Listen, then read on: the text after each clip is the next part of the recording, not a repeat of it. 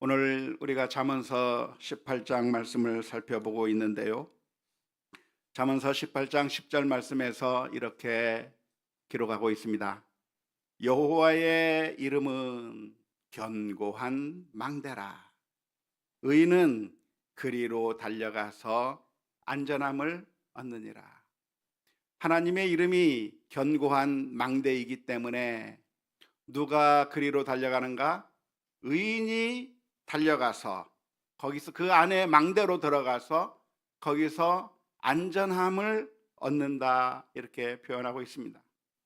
의인이 달려가서 안전함을 얻는다고 했으니까 사람들 가운데 의인이 되어야만 그렇게 하나님께 달려가서 안전함을 얻는다고 하는 그런 의미라기보다는 하나님께 달려가는 바로 그런 사람이 의인이라고 하는 그런 의미로 이해해도 좋을 것 같습니다. 여호와의 이름이 견고한 망대이기 때문에 그 망대 안에 들어가게 된다고 한다면 우리가 안전함을 얻는다고 이렇게 비유적으로 말씀해 주고 있는데, 도대체 망대가 무엇이길래 우리들에게 안전함을 주는 것일까요? 우리가 지금 21세기 살아가는 우리들은 망대하고는 거의 관련이 없는 삶을 살아가고 있습니다. 그렇죠? 우리는 망대를 별로 경험해 보지 않습니다. 도대체 망대가 무엇이길래 우리가 그 안으로 들어가서 그 안에서 안전함을 얻는 이 망대라고 하는 것이 과연 어떠한 것이었을까? 한번 우리가 살펴보았으면 좋겠는데요. 사사기 9장 50절에서부터 55절의 말씀에 보면 이런 말씀이 기록되어 있습니다. 아비멜렉이 데베스에 가서 데베스에 맞서 진치고 그것을 점령하였더니 성읍 중에 견고한 망대가 있으므로 그 성읍 백성의 남녀가 모두 그리로 도망하여 들어가서 문을 잠그고 망대 꼭대기로 올라간지라. 아비멜렉이 망대 앞에 이르러 공격하며 망대의 문에 가까이 나가서 그것을 불사르려 하더니 한 여인이 맷돌 윗짝을 아비멜렉의 머리 위에 내리던져 그의 두개골을 깨뜨리니 아비멜렉이 자기의 무기를 든 청년을 급히 불러 그에게 이르되 너는 칼을 빼어 나를 죽이라. 사람들이 나를 가리켜 이르기를 여자가 그를 죽였다 할까 하노라 하니 그 청년이 그를 찌르매 그가 죽은지라. 이스라엘 사람들이 아비멜렉이 죽은 것을 보고 각각 자기 처소로 떠나갔더라 라고 하는 말씀이 있습니다. 무슨 이야기냐면 아비멜렉이라고 하는 사람이 데베스에 있는 사람들을 공격하기 위해서 군대를 이끌고 가서 그 성읍 사람들을 다 잡아버리고 다 무찌르기 위해서 다 나갔는데 그 성 사람들이 전부 망대 속으로 숨어 들어가 버렸어요. 성읍 사람들이 전부 망대 속으로 들어가 버리고 망대의 문을 잠가 버리고 그 위로 올라가 버렸고, 그래서 어떻게 불을 질러서 어떻게 해보려고 했는데 그 망대 위에서 여인이 던진 맷돌짝에 이 아비멜렉의 두개골이 깨져서 죽어버린 것이죠. 정말 최고의 장수였던 이 아비멜렉이 정말 싸움이라고 하면 남한테 뒤질 것이 없는 정말 뛰어난 장수였던 이 아비멜렉이 누구에게 죽임을 당했는가? 한 이름 없는 여인에 의해서 죽임을 당한 것이죠. 망대 위에서 던진 맷돌에 맞아 죽게 되는 이야기가, 에피소드가 사사기 9장의 말씀 가운데 기록되어 있는 것이죠. 그 무서운 군대가 쳐들어온다고 할지라도 그 성읍 사람들이 전부 망대 속으로 들어가고 그래서 수비를 하고 또한 대응을 하게 된다고 한다면 안전하게 보호를 받고 그리고 그 전쟁 가운데서 이길 수 있게 만들어주는 정말 요새와 같고 정말 전략적인 가치가 뛰어난 그 건축물이 바로 망대라고 할 수가 있는 것이죠. 따라서 하나님이 누구인가, 여호와의 이름이 무엇인가, 우리들에게는 마치 망대와 같은 것이다. 우리가 그 망대 안으로 들어간다고 한다면 우리가 보호를 받을 것이고, 하나님이라고 하는 그 망대 속에 우리가 들어가게 된다고 한다면 우리가 두려워할 것이 전혀 없다라고 하는 그런 의미에서 오늘 잠언서 18장 10절 말씀이 그렇게 가르쳐주고 있는 것입니다. 사람들은 망대가 중요하기 때문에 망대를 쌓으려고 노력하는 것이죠.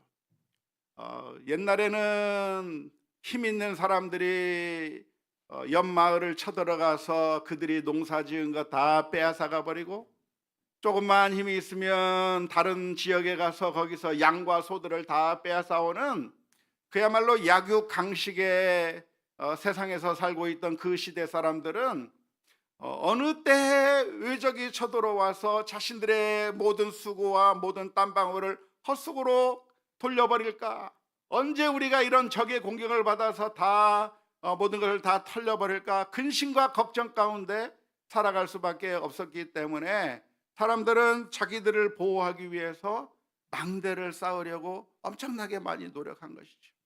망대를 쌓아놓고 대비를 하는 겁니다. 망대를 쌓아놓고 외적의 침입을 대비하려고 했던 것이 고대 세계 사람들의 모습이었다고 할 수가 있겠습니다. 우리가 잘 알고 있는 이야기 가운데 하나, 최초로 망대를 쌓은 사람이 누구일까요? 성경에 보면. 제가 망대라고 표현하니까 잘 모르시겠다고 생각을 하실 것 같은데, 인류 역사상 최초로 망대를 쌓으려고 했던 사람은 노아의 홍수 후에 있었던 사람들이었습니다. 이 사람들은 신할 평지로 가다가 이제 망대를 쌓기로 했어요.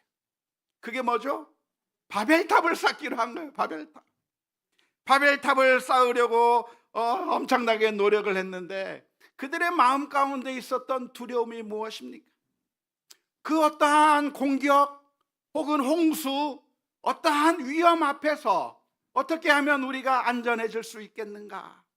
그 탑을 쌓아야 되겠다. 우리나라 성경에서 바벨은 탑이라고 번역해 놓고 다른 곳에는 망대라고 번역해 놓아서 바벨탑과 망대가 서로 다른 것이라고 생각하기가 쉽지만 둘 다 히브리어로 똑같은 단어입니다. 믹돌이라고 하는 히브리어 단어인데요.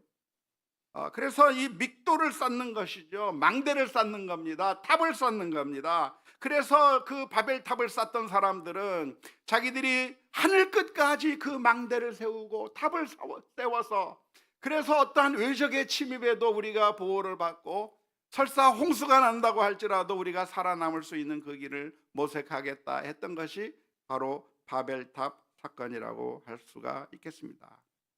그런데 그렇게 이 망대라고 하는 것이 무엇인가? 우리를 위험에서부터, 적의 공격으로부터, 또는 여러 가지 자연재해로부터 보호해 줄 수 있는 것이 망대라고 할 수 있는 것인데요, 오늘 잠언서 18장 10절에서 우리에게 들려주시는 말씀의 의미가 무엇이냐면, 그런데 진짜 망대가 무엇이냐라고 하는 것이죠. 여호와의 이름이 견고한 망대라고 말씀하고 있는데요, 이 말의 의미가 무엇이냐면 다른 망대들은 견고한 망대가 아니라는 이야기예요. 사람이 쌓은 망대, 사람이 지은 그 망대들은 어느 정도 우리를 보호해 줄 수도 있고 어느 정도 우리를 안전하게 해줄 수 있겠지만, 그러나 그것이 우리들의 완벽한 망대가 될 수가 없고, 그 망대는 견고한 망대가 될 수가 없고, 무엇이 가장 우리에게 가장 완벽한 망대인가? 무엇이 우리들에게 가장 견고한 망대인가? 하나님이 우리의 완전한 망대이시고 하나님이 진짜 우리의 보호자이시며 우리의 피난처라고 하는 사실을 오늘 잠언서 18장 10절에서 말씀해 주고 있는 것입니다. 망대라고 하는 것이 우리들에게 안전한 것이기는 하지만, 그러나 때때로 이 망대가 아무런 도움이 되지 않는 경우도 종종 있다고 하는 것을 알 수가 있습니다. 바벨탑 같은 경우에는 그 바벨탑이 사람들을 보호해 주었는가? 아니에요.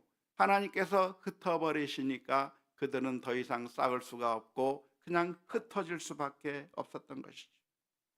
아비멜렉의 경우, 조금 전에 아비멜렉의 이야기를 했습니다마는 데베스 사람들은 그 망대 속으로 들어가서 아비멜렉을 무찌르기 했지만, 그러나 데베스 사람들이 아니라 세겜 사람들은 어떻게 됐는가? 이 아비멜렉이라고 하는 사람이 세겜에 쳐들어가서 그 세겜 망대가 있었지만 그 세겜 사람들을 3천 명이나 죽여버리는 그런 일이 있었던 것이죠. 그러니까 망대가 있다고 해서 다 승리하는 것이 아니고, 망대가 있는데 승리하는 곳이 있는가 하면 어떤 데는 망대가 있어봤자 아무런 소용도 없고 그냥 망가져 버리는 그런 경우도 있다 할 수가 있겠습니다. 기드온의 경우도 역시 마찬가지인데요. 사사기 8장 7절에 보면 분우엘의 망대도 역시 마찬가지입니다. 그래서 이 망대라고 하는 것이 무엇인가? 우리들에게 안전을 담보해 주는 것이기는 하지만 이것이 그야말로 가장 믿을 만한 완벽한 망대일 수 있겠는가 하면 완전한 망대가 될 수 없다 하는 것입니다. 그런데 우리가 온전히 신뢰할 수 있는, 우리가 참으로 피난처로 삼을 수 있는 가장 안전한 곳이 어디인가? 바로 하나님이 우리의 가장 안전한 피난처라고 하는 사실을 믿고 주님에게로 갈 수 있는 우리 모두가 다 될 수 있기를 주님의 이름으로 축원합니다. 그런데 여호와의 이름이 견고한 망대니까 우리가 그리로 달려가서 안전함을 얻는다고 했는데요. 도대체 우리가 어떻게 달려가야 하나님에게로 갈 수 있는 것일까요? 망대야 있으니까 망대 속으로 가면 되는 것이고, 망대가 저기 있으면 저쪽으로 가면 되고, 망대가 이곳에 있으면 이쪽으로 가면 되고, 망대는 눈에 보이니까 우리가 갈 수가 있겠지만 어떻게 하나님에게 갈 수 있으며 보이지 않는 그 하나님에게 우리가 어떻게 갈 수 있다고 하는 말입니까? 여호와의 이름이 망대라고 했으니까 하나님의 이름에게 우리가 가야 하는데, 하나님 앞에 어떻게 가야 그 하나님의 이름이 우리에게 망대가 되는 것일까요? 어떻게 하면 됩니까? 하나님의 이름을 부적처럼 써가지고 다니면 됩니까? 아니요, 그렇게 해서 되는 것이 아니죠. 그러면 어떻게 하면 우리가 하나님에게 갈 수가 있습니까? 주님께 피할 수 있는 방법이 무엇입니까? 그것은 우리가 하나님을 믿기만 하고 아무것도 안 하는 것을 의미하는 것이 아닙니다. 제가 누누이 강조하고 있지만 하나님을 믿는다고 하는 것은 우리의 일을 전혀 안 해도 된다고 하는 그런 의미가 아니라고 하는 것을 누차에 걸쳐서 말씀드렸는데요. 그렇다고 한다면 우리가 하나님을 믿는다고 하는 것, 하나님에게 간다고 하는 것이 하나님 안전을 위해서 우리가 견고한 망대 되신 우리 주님에게 피하는 방법이 무엇이라고 할 수가 있겠습니까? 요한복음 15장 9절에서 10절 말씀에서 이렇게 말씀해 주고 있습니다. 아버지께서 나를 사랑하신 것 같이 나도 너희를 사랑하였으니 나의 사랑 안에 거하라. 내 아버지의 계명을 지켜 그의 사랑 안에 거하는 것 같이 너희도 내 계명을 지키면 내 사랑 안에 거하리라. 우리가 여호와의 이름으로 피하는 길이 무엇입니까? 주님이라고 하는 망대 속으로 들어가는 방법이 무엇입니까? 그것은 우리가 주님의 말씀을 지키는 것입니다.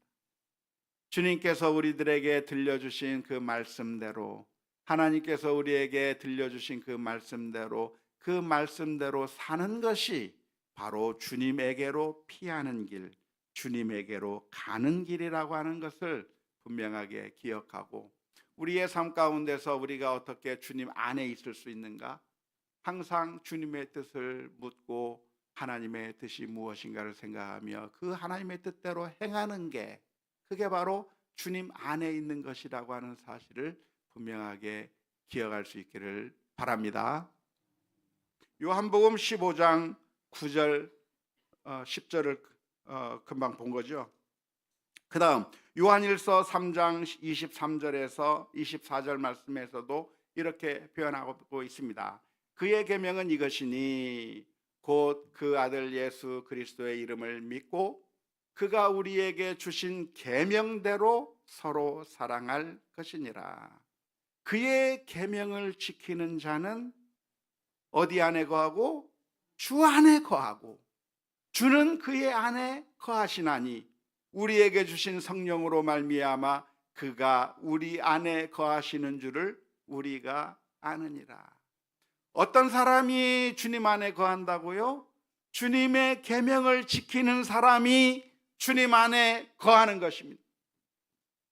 어떤 우리가 장소적으로 옮기는 것이 아니라 집에 있다가 교회로 와야 하나님의 이름 안에 있는 것이 아니라 우리가 이 세상에 직장 생활을 하다가 빨리 끝내고 교회당 안으로 들어와야 하나님 안에 있는 것이 아니라 우리가 하나님의 말씀을, 주님의 말씀을 늘 기억하면서 하나님의 말씀대로 순종해 나가는 게, 그게 우리가 주님 안에 있는 것이라고 하는 사실을 분명하게 기억해야 할 줄로 믿습니다.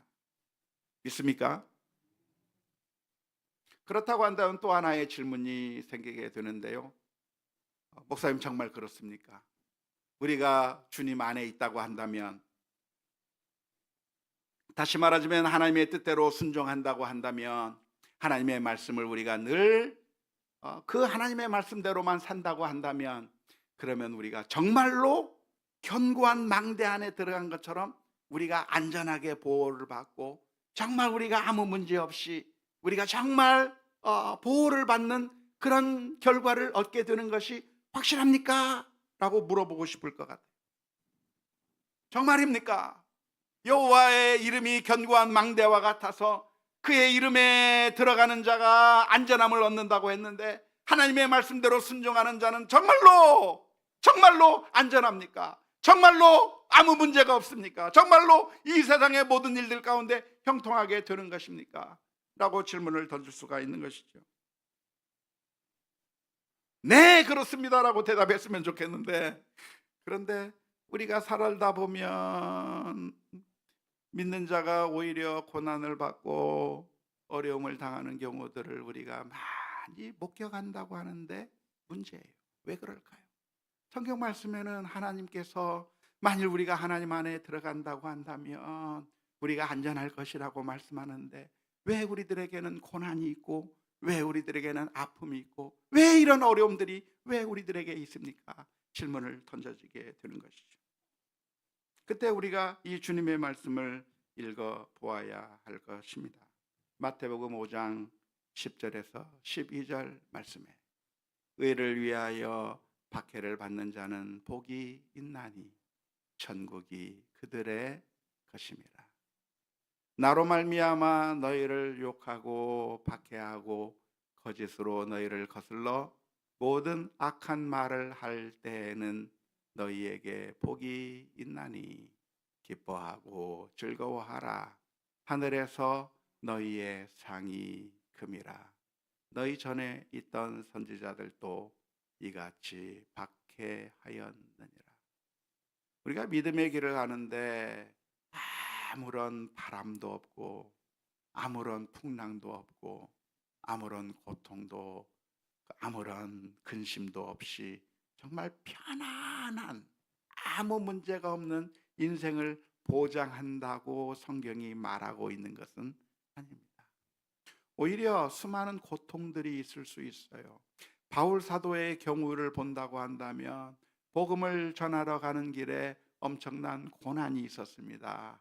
태장으로 맞고 돌 맞기도 하고 여러 위험에 처하기도 하고 엄청난 고난의 길을 걸으면서 그 사역을 감당해야만 했었던 것을 우리가 알 수가 있습니다.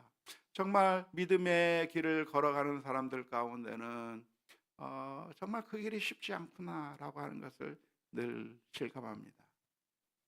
내가 정말 의롭게 하나님의 말씀대로 살게 되면 반드시 고난을 당하게 되어 있고 사람들이 우리를 미워하게 되어 있고, 이상해요. 악을 행하면 사람들이 미워하지 않는데 선을 행하려고 하고 의롭게 살려고 하면 오히려 더 사람들이 더 미워하고 더 나쁘게 하는 경우를 더 많이 경험하게 되는 것이죠. 그렇다고 한다면 오늘 이 잠언서의 말씀과 그 우리의 현실과의 그 괴리감은 우리가 어떻게 해결할 수 있겠습니까? 그러나 우리가 이러한 상황 가운데서도 분명하게 기억해야 될 것이 무엇입니까? 그것은 우리가 고난을 당하는 한이 있다 할지라도 사실은 그것이 하나님께서 우리를 버리셨다거나 하나님의 사랑에서 끊어진 것을 의미하는 것은 아니라고 하는 점을 기억해야 할 것입니다. 로마서 8장 38절 39절의 말씀에 내가 확신하노니 사망이나 생명이나 천사들이나 권세자들이나 현재일이나 장래일이나 능력이나 깊음이나 높음이나 깊음이나 다른 어떤 피조물이라도 우리를 우리 주 그리스도 예수 안에 있는 하나님의 사랑에서 끊을 수 없으리라.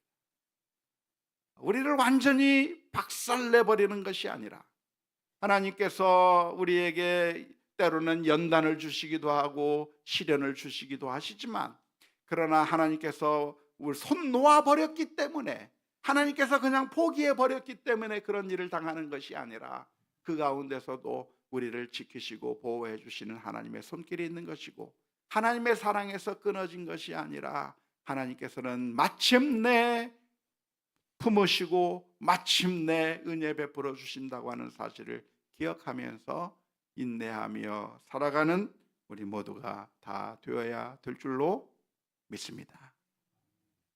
그런데 오늘 잠언서 18장 11절의 말씀에서는 이렇게 표현하고 있습니다. 부자의 재물은 그의 견고한 성이라 그가 높은 성벽같이 여기느니라. 부자에게는 재물이 견고한 성이라고 하는데 이게 무슨 의미일까요? 부자는 돈을, 그 자기 재물을 의지하면 그게 괜찮다, 보장이 된다, 그런 의미인가요? 그런 의미가 아니라 부자는 하나님이 아니라 재물을 그런 견고한 성읍으로, 견고한 망대로 생각한다는 것이죠.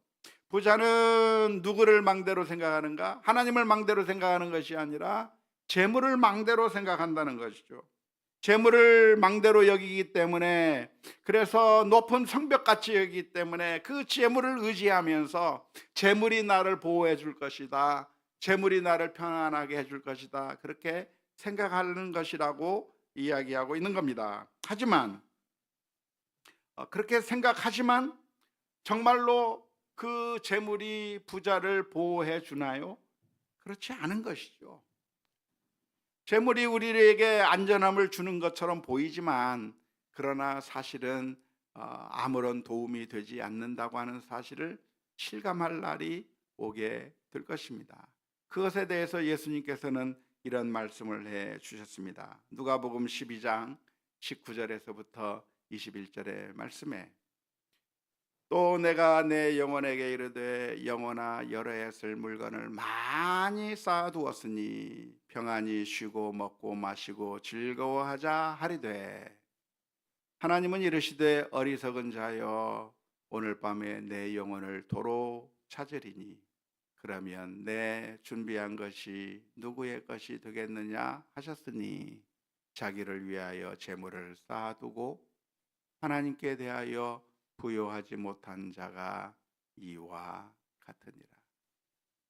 예수님께서 어리석은 부자의 비유를 말씀해 주시면서, 부자는 많은 재물이 있는 것 때문에 안심하고 이제는 됐다라고 생각했지만, 그러나 하나님께서 그 영혼을 불러가신다고 한다면 이 세상에 그 망대처럼 보였던 것이 아무짝에도 쓸모없다고 하는 것을 말씀해 주신 것이죠.